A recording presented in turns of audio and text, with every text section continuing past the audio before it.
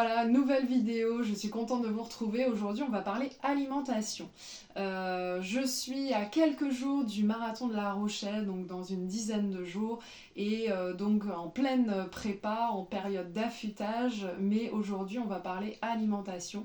Alors attention, je suis ni diététicienne, ni nutritionniste, simplement comme tout le monde peut faire, je me suis pas mal intéressée à l'alimentation et à comment je pouvais favoriser ma progression en course à pied. Donc aujourd'hui, je vais vous partager mon alimentation du quotidien. Je vais vous expliquer un petit peu comment je procède les quelques jours avant la compétition, donc les 3-4 jours avant. Et puis vous parler aussi de ma stratégie de course, donc comment je vais me ravitailler sur ma course. Allez, c'est parti! Alors, la première chose à savoir, c'est que je suis végétarienne. Du coup, ça fait quelques années que j'ai pas mal changé mon alimentation. D'ailleurs, ça va faire 10 ans, là en décembre 2025, que je suis devenue végétarienne grâce à un film, le film de Cyril Dion avec Mélanie Laurent qui s'appelle Demain. Vraiment, je vous le conseille. Bref, je ferme la parenthèse. 10 ans que j'ai arrêté la viande, alors pour des raisons écologiques, pour des raisons où je voulais pas participer à la souffrance animale, mais aussi pour des raisons de santé. Et du coup, l'arrêt du poisson, des crustacés, c'est arrivé quelques années après. J'ai simplement arrêté de manger des sushis, en vrai, puisqu'il y a trop de mercure dans le saumon. Je suis végétarienne et on pourrait penser que mon régime alimentaire, donc le végétarisme, n'est pas un problème à ma pratique sportive, l'endurance, puisque ce sont les glucides, le carburant essentiel aux sportifs d'endurance. Donc les glucides, c'est quoi? C'est les pâtes, le riz, la semoule, les pommes de terre, la patate douce, bref. Donc ça, forcément, ce ne sont pas des produits carnés, donc je peux les consommer. Mais il y a aussi les protéines, qui est un macronutriment essentiel au bon fonctionnement et au développement des muscles. Et ça, les protéines, on les retrouve essentiellement dans les produits carnés, notamment dans la viande rouge, dans la viande, dans les abats, dans certains mollusques. Et donc clairement, ce sont des produits que je ne consomme pas du tout. Par contre, il faut savoir qu'il y a deux types de protéines. Les protéines animales, donc celles que je viens de citer, mais aussi les protéines végétales. Et donc c'est plutôt vers ça que je vais me tourner. Donc je consomme des glucides au quotidien, je consomme des protéines animales, puisque je consomme des œufs, je consomme du fromage, et je consomme aussi beaucoup de protéines végétales. Alors le problème, c'est qu'elles sont moins bien assimilables par le corps, mais elles ne participent pas à la souffrance animale, c'est l'avantage. Du coup, en termes de protéines végétales, eh bien, on retrouve du tofu, le soja, forcément, les lentilles corail, les pois chiches, les haricots rouges, il y en a pas mal. Si ça vous intéresse, il y a vraiment beaucoup d'alternatives aux protéines animales.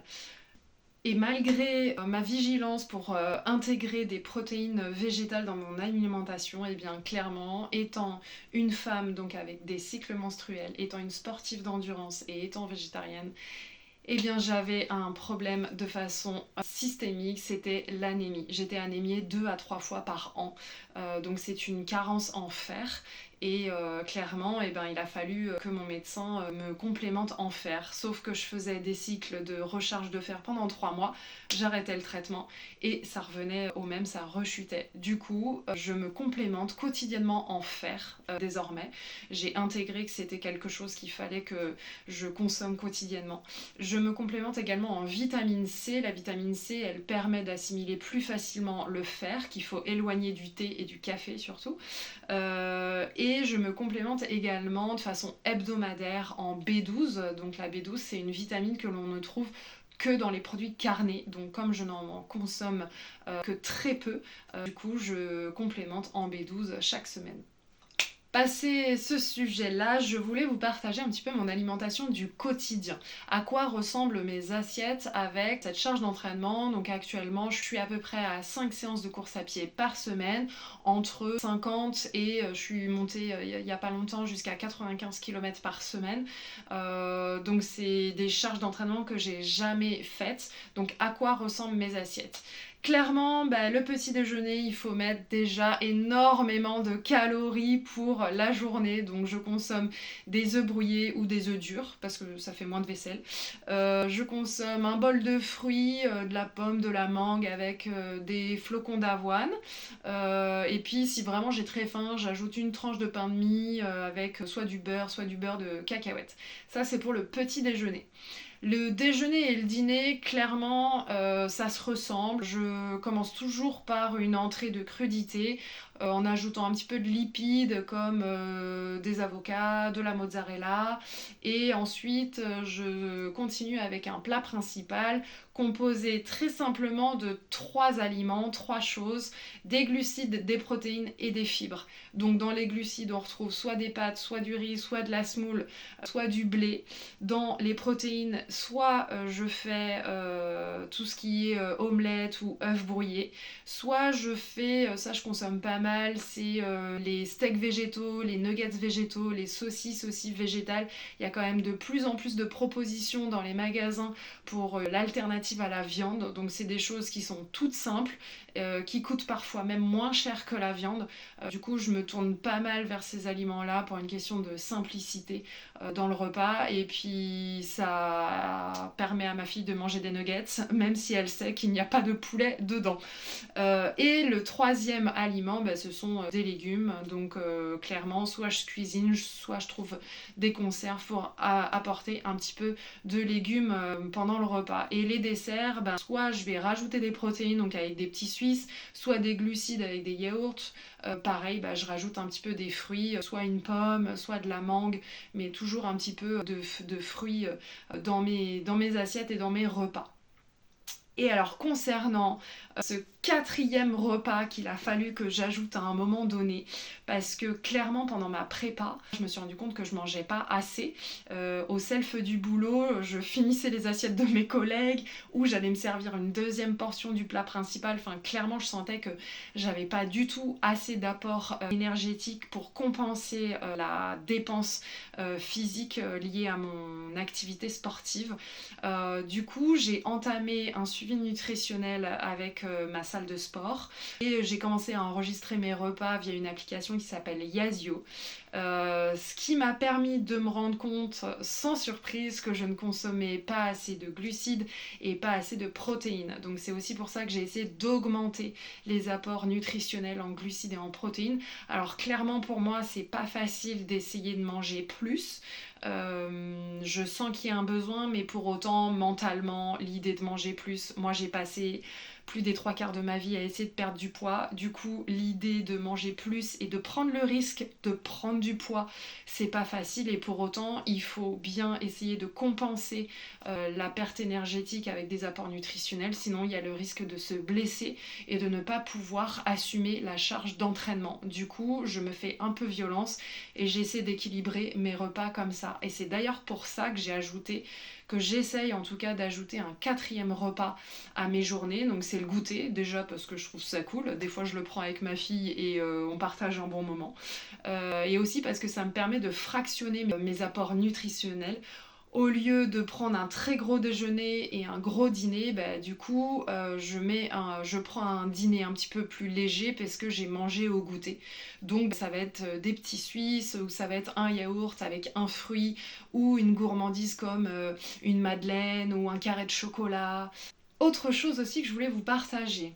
Pendant cette prépa, j'ai fait l'effort de consommer des gels pendant mes séances.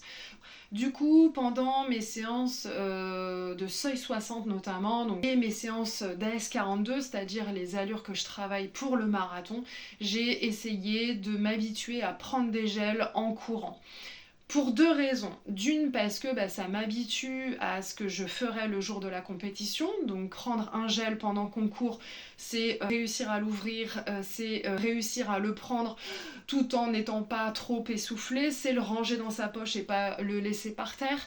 Bref, c'est une habitude à prendre. Et aussi une deuxième raison, c'est pour habituer l'estomac à tolérer l'apport glucidique pendant la course à pied, puisque l'effort de la course à pied a un effet sur l'estomac et parfois c'est mal toléré et du coup ça peut donner des nausées, ça peut donner envie de vomir. Du coup c'est un vrai entraînement au niveau de l'estomac pour la digestion du gel. Et puis j'oublie une dernière chose, finalement, prendre des gels pendant l'effort, et ben moi j'ai vu un intérêt sur la récupération aussi, c'est-à-dire que finalement le corps puisant moins dans les réserves, puisque un apport énergétique est donné pendant l'effort, il s'en sert, du coup il puise moins dans les réserves et donc il dépense finalement moins d'énergie. Donc il a moins de mal à se remettre de l'effort fourni.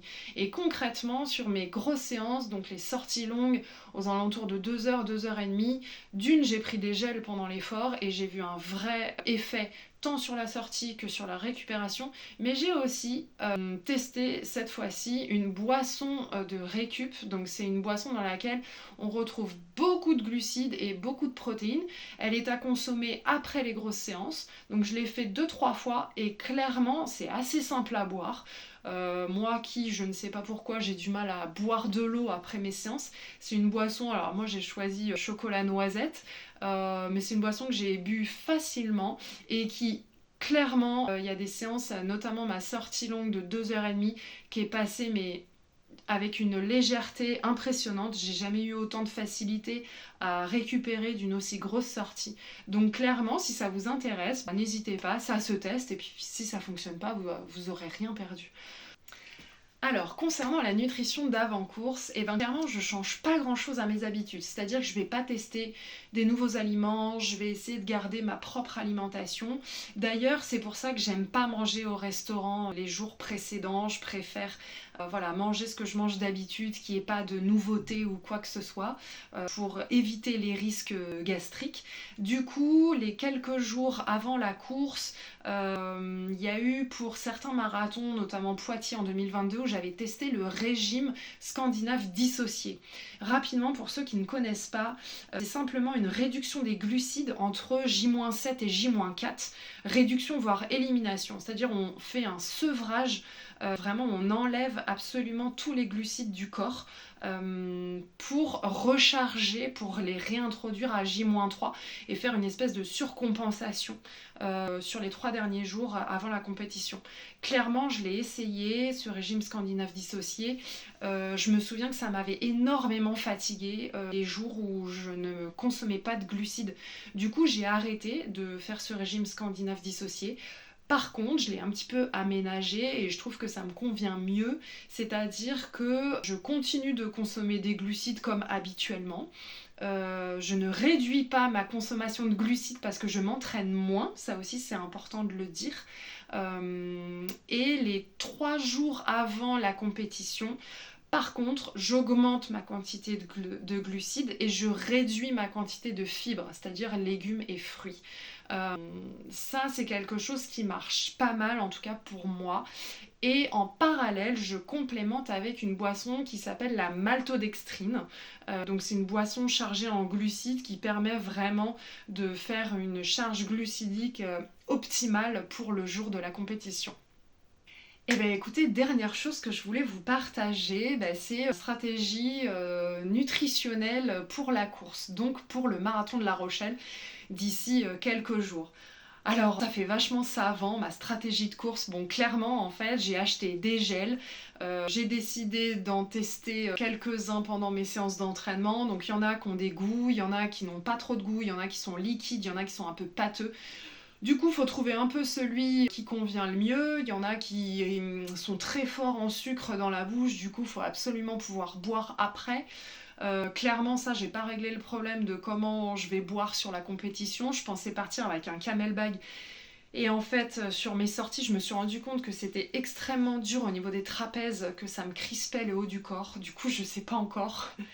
Je réglerai ça plus tard. En tout cas, j'ai testé plusieurs gels pendant ma prépa. En termes d'apport glucidique, ils sont sensiblement tous pareils. Ils sont entre 22 et 35 grammes de glucides par portion. Moi, je vais essayer de consommer 60 grammes de glucides par heure. Je pense que c'est optimiste, mais je vais essayer, donc c'est-à-dire 2 gels par heure. Donc je vais essayer de varier les goûts, de varier les consistances pour pas qu'il y ait de lassitude à consommer le gel, sachant qu'en début de compétition, en début de course, c'est souvent assez facile parce qu'on a encore du souffle et qu'on n'est pas encore trop fatigué musculairement.